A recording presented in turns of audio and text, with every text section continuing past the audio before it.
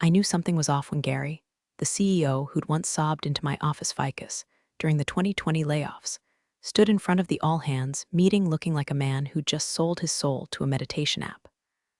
"I'll be stepping away for a wellness retreat," he said, like he hadn't just greenlit 3 massive vendor audits and a Q4 restructure that could have buried us. And then came the twist. During my absence, I've asked Haley to step in as acting CEO. Haley, his daughter, fresh out of whatever corporate Hogwarts MBA program taught her that startup energy and corporate continuity were the same damn thing. She walked in 5 minutes later wearing heels that could kill a horse and a designer bag that probably cost more than my entire Honda Civic. "We're modernizing," she chirped, smiling like someone who didn't yet know what a balance sheet actually was. Gave her the benefit of the doubt for about 6 seconds. Then she pulled out a color-coded org chart and laid it flat across the glass table in the conference room like she was mapping out a seating chart for brunch at the Met Gala. "We're going lean, young, fast," she said, tapping at names like she was picking dodgeball teams. Except in this game, the last ones picked got pink slips. She didn't know the difference between ops and finance. She sure knew how to use buzzwords. Synergy, agility, next-gen solutions. Haley had a whole TED talk's worth of phrases and none of the substance. She told the marketing director she wanted more viral, like it was something you could order off DoorDash. I asked her if she meant more organic reach or a brand campaign. She blinked and asked if I was resistant to innovation. 12 years. I'd been here 12 years. Through budget freezes, 3 failed acquisitions, 1 ransomware attack, and the Great Coffee Machine Rebellion of 2017. I duct-taped this place together more times than I could count. And now, I was standing in a room watching a 26-year-old with 0 P&L responsibility ask if we really needed compliance. By 3 p.m., 2 people had already been let go. Haley strutted around like a pageant queen on Judgment Day, all smiles and sinister intent. She said things like, "Just want to empower people who actually care, and we need to start thinking like winners, not survivors." I was tempted to ask how many winners she knew who'd ever had to process payroll with an Excel sheet after a system crash, but I kept my mouth shut. "Look, I know the drill. I'm not some dinosaur terrified of change, but there's a difference between evolution and dropping a lit match in a paper factory." Haley wasn't trying to lead, was trying to perform leadership. Her father had handed her the keys to a machine she didn't know how to drive, and we were all strapped in for the ride. And hey, quick pause while we're nose-diving into this corporate circus. I know you're just here for the mess, me too, but this is my first time telling these stories out loud, and I've set myself a goal, 10,000 subscribers. Not for fame, not for glory. Just to prove to myself that stories like this, they matter. If you've made it this far and you're half as entertained as I was traumatized, smash that subscribe like it's Haley's LinkedIn profile after this week's done. Back to the show. At 4:17 p.m., my inbox pinged. A calendar invite, touch base with Haley CEO office.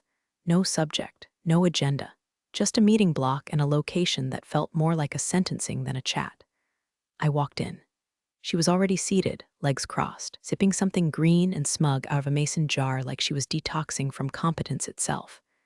"Close the door," she said, and I did, but not before I caught my reflection in the glass, tired eyes, slumped shoulders, spine full of warning bells. Because whatever was coming next, it wasn't going to be a pep talk. Haley didn't waste time with fake small talk. No, she looked up from her overpriced algae smoothie like she was bored already and said it straight. "Your role doesn't align with my vision." Just like that. 12 years of operational triage, cross-departmental fire drills, 3 different CRM overhauls, and a disaster plan I wrote myself from scratch, and I didn't align.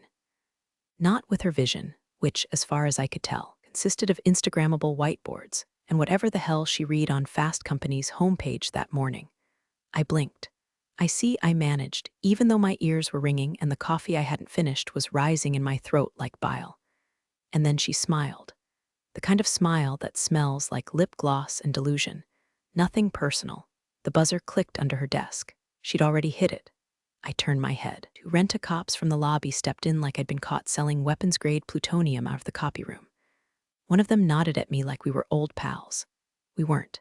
"You can grab your personal items now, or we can have them mailed," Haley said, stacking Post-its like a damn Bond villain. "Totally your choice. Totally my choice."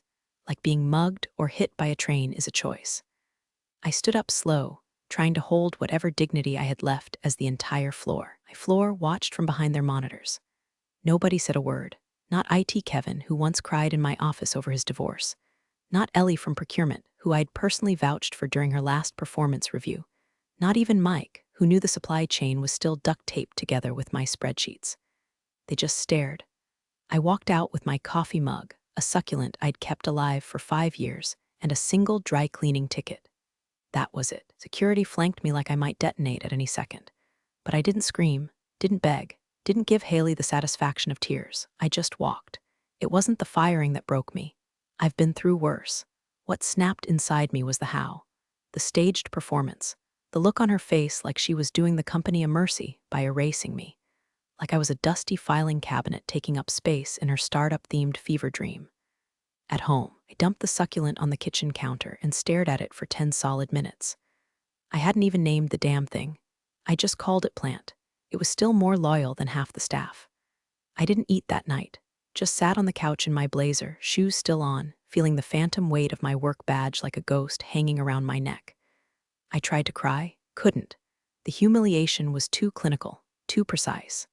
Like a scalpel cut, no blood, just air rushing into the wound. And then around midnight, something clicked. I didn't know if it was adrenaline or spite or just the last neuron in my brain lighting a match, but I stood up and walked to my old bookshelf, fourth shelf, behind the fake copy of Eat, Pray, Love I used to hide my good scotch. My old laptop, the gray one with the cracked trackpad and keys that still smelled faintly like cinnamon gum and stress. I plugged it in, powered it up, waited for the ancient fan to stop wheezing like a smoker in winter. Logged in, there it was. A folder long forgotten but never deleted. Contingency. Because here's the thing about staying in one place for 12 years. You see everything. And if you're smart, which I am, you keep a few receipts. Just in case the princess-in-chief ever decides you're not aligned. The subject line just said, "Need your eyes on something." I didn't sign it with my name. Didn't include a greeting. Just 3 lines of text, sent from a burner Gmail I hadn't used since the days when we thought Slack was a passing fad. Check what's buried in Q4. Start with vendor line items. Then find the settlement. Then I hit send. Board member #3, Trish Davenport. Finance pitbull, former colleague, now sitting high on the board's audit committee with a reputation for smelling cooked books through a firewall. We hadn't spoken in 4 years. Didn't need to. If she saw that email, she'd know. Trish never needed smoke to find a fire, just the scent of old money burning. Back at Haley HQ, the corporate Hunger Games were in full swing. Every LinkedIn notification was a fresh wound. Please welcome our new strategy advisor, Kyle. Excited to announce Cameron as our new head of growth. Kyle and Cameron were 2 frat-scented MBA bros Haley once bragged had built a VC-backed juice cleanse startup that tanked before it shipped a single bottle. They walked into the company like they owned it. Spoke in abbreviations, scheduled 6 a.m., alignment huddles, and referred to layoffs as necessary evolution. Haley called it injecting startup DNA. I called it a case of corporate herpes. And yet, bless her dumb luck, Lee never thought to revoke my access to the sandbox server. Or the legacy routing for executive internal an old shadow inbox we built during the merger days to monitor auto-forwards from C-suite aliases. It was patched to a separate domain. Most people forgot it existed, but I didn't. So while she played CEO Barbie in the big glass office, I watched the emails pile in like snowdrifts. Vendor complaints, budget oversights, furious email from procurement asking, who approved a $92,000 strategic research payment to a company called Torvis Holdings, LLC. That one made me raise an eyebrow, because Torvis, as I remembered from our 2021 vendor audit, was flagged for ties to a competitor's family trust. And then it dropped. An attached PDF in a thread about discretionary liabilities. Legal stamped. Confidential watermark. Last modified by G. Carter CEO. Subject, final settlement Incident #471 approval and ND clause. The memo read like a legal morgue report. Some upper-level exec had been accused again. The details were vague, redacted in places, but the payout was clear. $315,000 in exchange for a full NDA, arbitration clause, and no press. Signed, approved, filed. All wrapped up just 3 days before Gary announced his wellness retreat. Haley had no idea, Hell, even legal probably thought it was buried deep enough to rot. But someone had CC'd the wrong address. The shadows, they remember. I sat back in my kitchen chair, coffee long gone cold, and let the silence settle. This wasn't just a screw-up. This was the kind of thing boards get sued over. Investors panic over. The kind of rot that doesn't just sink reputations, drags legacies down with it. I printed the memo, watched the ink dry like blood from a reopened wound, then I stapled it, one clean corner. Sharp, precise, smiled like a woman with a scalpel. It started with a whisper, 5 words that detonated like C4 in the HR war room. Clarification on Q4 settlements, please. Trish didn't call. She emailed. Short, surgical, CC'd no one. And she sent it directly to Melissa in HR. Melissa once bragged over sangria that she could make a scandal disappear before the copier jammed. Her usual botox calm turned to cold sweat the moment she saw Trish's name. The memo was never supposed to surface. It had been stitched together in the shadows, just another line item masked as consulting fees. Another signature on a quiet payout to protect the company's halo. The accused exec had since retired for personal reasons and now taught leadership seminars in Colorado. The victim had signed, disappeared, and left a crater behind no one dared to speak of. Until now, Melissa called legal. Legal called Gary's assistant. No one could reach him at his wellness retreat because, surprise, it wasn't a retreat. It was a long-term rental on a private estate in Sedona with 0 Wi-Fi and 1 prepaid flip phone. Classic corporate vanishing act. So they called Haley. She leaned back in her $1,200 ergonomic chair and blinked like a deer who just heard thunder. "My dad handles that stuff," she said, chewing on a gluten-free granola bar like it was beneath her. "I don't get involved in legacy liabilities." Legacy liabilities. It's what she called a sexual harassment payout to a woman who once trained 3 of our departments from scratch and built the HR compliance model Haley's friends were now disrupting. The board didn't like that answer. Not one bit. Meanwhile, I was sitting in a booth at Annie's Diner off Route 18, waiting for the woman Haley just wrote off as a liability. Her name was Carly. She used to run compliance before she vanished without a goodbye. She looked older than I remembered, but sharper too. Trauma tends to age you in strange, brutal ways, like how trees thicken around damage. We ordered coffee, and I didn't waste time. "I've read the memo," I said. She stared at me for a long minute, then exhaled. 12 pages of legal smog to cover 3 sentences, he actually said. "Are you willing to talk?" I asked. Carly laughed, but there was nothing funny in it. "No NDAs left to enforce. Expired last quarter." Time flies when your silence depreciates. I didn't press. Just reached into my bag and pulled out the USB. "Everything I've got is on here," I said, sliding it across the chipped formica like it was a weapon. Emails, memos, authorizations, payment trails, 1 signature away from a subpoena. She picked it up, looked at it like it weighed 100 pounds. "I'll confirm it," she said, "and I'll add my part." Outside, the diner's neon flickered. Inside, a quiet storm began, and the matchbook in my pocket, getting heavier by the second. He came in like a thunderclap in dress shoes. 3 days ahead of schedule, Gary blew through the lobby like the building owed him an apology. No hello, no handshake. Just that guttural bark echoing off the glass. "You fired who?" Haley had just started her daily executive mindset huddle with Kyle and Cameron, both now dressed like they'd been caught mid-pitch on Shark Tank. The doors to the 14th floor slammed open. Reports say you could hear a pen drop in marketing. Someone from accounts thought it was a fire drill. Gary didn't sit, didn't breathe. He just stormed from office to office like he was hunting ghosts. Haley tried to greet him with a smile and a Starbucks cup. He slapped it onto a filing cabinet and demanded to see the org chart. She stammered something about restructuring for speed, and he lost it. "Fired Jane from ops. You fired Sandeep from supply chain." "Jesus Christ, Haley, you let Kyle approve a software pivot. He can't even spell SQL." Haley blinked at him, eyes glossing over, as if her father was being hysterical. "Dad, you said empower the next generation." "I did what needed to be done." Gary's face turned the color of a foreclosure notice. "You signed contracts you didn't read. You greenlit vendors we haven't vetted. I've got 3 suppliers holding shipments and legal breathing fire down my neck." And then the bomb hit. His secretary came in, pale and shaking, holding a printout of a PDF contract from the sandbox server that still hadn't been cleared. Gary stared at it, then stared harder. Page 3, vendor approval, a 6-figure retainer. buried fine print. The vendor, Torvis Holdings, LLC. A known shell entity tied to Decker and Rowe, same firm that tried to poach our enterprise account last fall.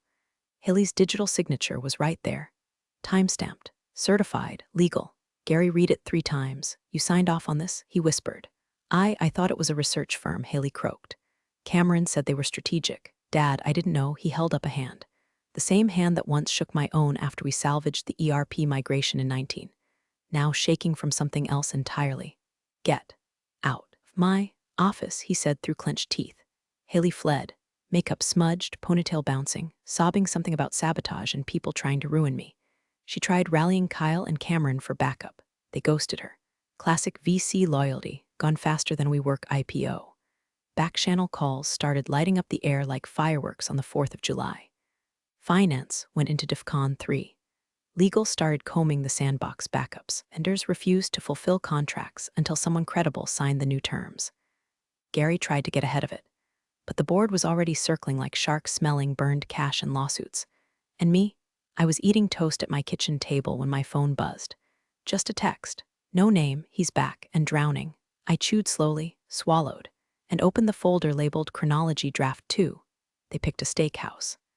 The kind with dim lighting, waiters in crisp shirts, napkins thick enough to smother a scandal. I walked in 5 minutes early because women like me don't arrive late to meetings that sound like verdicts. 2 board members sat in the booth, Trish, stern and still as ever, and Franklin, who looked like he'd aged 5 years since the Q4 audit first popped up. Thanks for coming, Trish said. No pleasantries. Just tone sharp enough to shave bone. We need context. I ordered coffee. Black.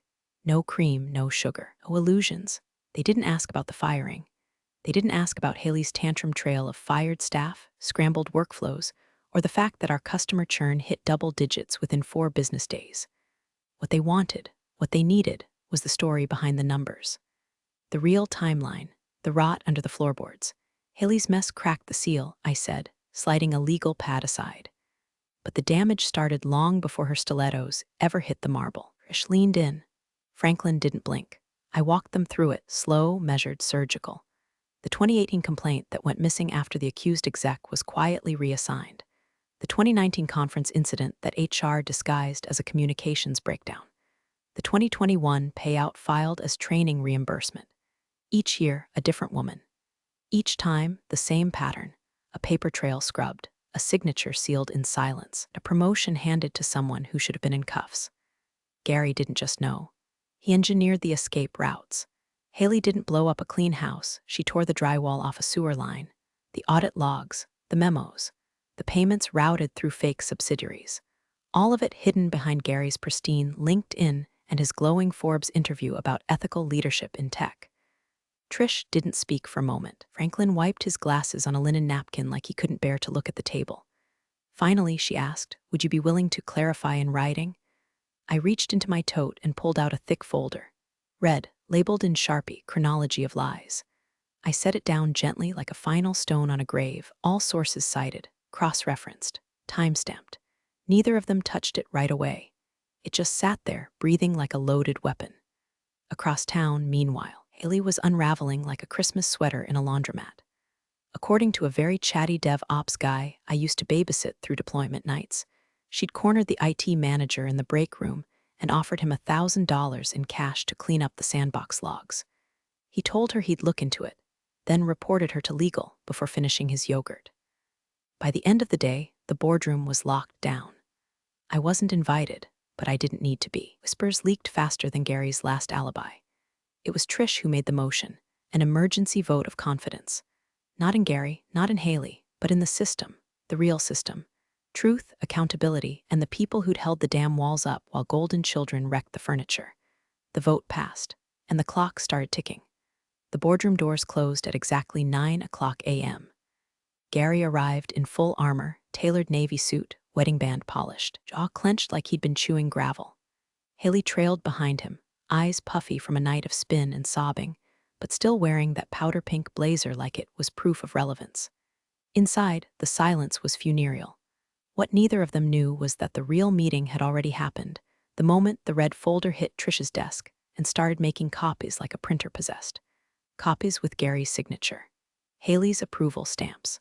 wire transfers to shell vendors, char memos that read like mafia code. The opening slide of the presentation didn't mince words. Chronology of misconduct internal summary review. Gary blinked. Haley looked like someone had just slapped her with her own resume. Franklin opened. Calm, direct. We've reviewed financial transactions from Q4 of the last 5 years. Several items require legal clarification, and we're flagging potential breaches of fiduciary duty. Trish took over next, flipping pages like she was counting sins. These settlements were approved outside of board protocol. Vendor Torvis Holdings shows evidence of a shell arrangement tied to a competitor's firm. Funds moved without oversight. Audit logs show irregular activity. These are serious governance failures, Gary. Gary's mouth twitched. We handled those matters internally, in line with legal guidance. Trish didn't flinch. That's not your call. Haley chimed in, desperate, voice trembling. This is a witch hunt. You're blaming him for things he tried to protect the company from. Gary cut her off without even turning his head. Enough, you've done enough. You could hear the room suck in air.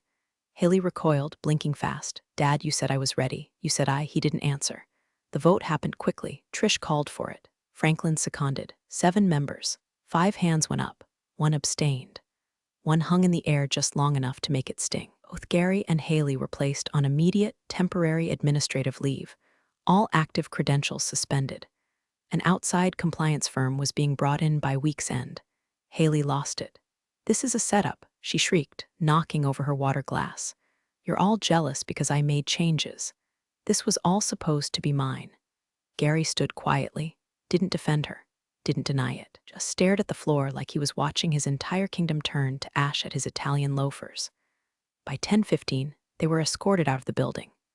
No applause, no press release, just silence and the distant sound of legal printing subpoenas. And me? I was in a booth at Rosa's Cafe with a lukewarm cinnamon latte and a phone screen lit up with the security camera live stream. Some kind soul in facilities had accidentally routed my way. I watched Haley's heels clack against the tile like punctuation. Gary followed, shoulders sagging. I took a sip, bit into a stale biscotti, and whispered, that'll do. The email went out at 7:42 a.m. on a Monday. The subject line was pure corporate blandness, organizational update interim leadership transition. Most folks didn't open it right away, too busy refilling coffee, counting PTO hours like wartime rations, or watching LinkedIn for signs of another bloodletting. But the second it started circulating, Slack lit up like Vegas on payday. Because tucked 5 paragraphs down, after all the fluff about vision recalibration and long-term strategic oversight, came the real news. Effective immediately, Jane Walters will assume the position of Interim Chief Operating Officer, reporting directly to the Board of Directors. Not returning, not assisting, not advising. Role I'd propped up silently for 12 years under 3 different CEOs, 2 product implosions, and 1 near SEC audit. The role I trained people for while being told I wasn't visible enough. Now mine, official, with a title that rang like a gavel in a very satisfying courtroom. Haley's name, nowhere in the announcement. Gary's, mentioned only once, buried under temporary leave pending internal and federal review. Turns out SEC investigators love whistleblowers with color-coded receipts and a flawless memory for approval timestamps. Civil litigation was underway, investor counsel had been looped, and even the HR director started walking softer in heels like the floor might collapse. They sent a courier to my door with a fresh laptop and an embossed folder. The new badge felt heavier in my hand. Or maybe that was just the weight of being seen. I came back without fanfare. No balloons, no apology cake from the VP of product. Just a few double takes in the elevator and a particularly satisfying moment where Kyle from strategy tried to shake my hand, and I offered him a printed email chain from his failed vendor play instead. By Friday, I'd moved into the executive wing. Same floor where Gary once delivered quarterly morale speeches with a smile full of buttered lies. And that's where I saw it. The door that used to bear his name. Glass frosted, wood polished, sacred like a chapel for the delusional. Now stripped clean. Just one word etched in brushed steel, reserved. I stood there for a moment. Thought about every night I stayed past midnight rewriting budget forecasts to save someone else's bonus. Thought about the day Haley smirked and said I wasn't aligned. Thought about Carly, and the folder, and the matchbook in my pocket I never had to strike. Then I smiled, a real one, small, Final. Guess I'm useful after all. And walked into my office. Big thanks, you legends of the old office days. Subscribe to keep the switch-flicking chaos alive. Your ex-boss is shaking in their loafers.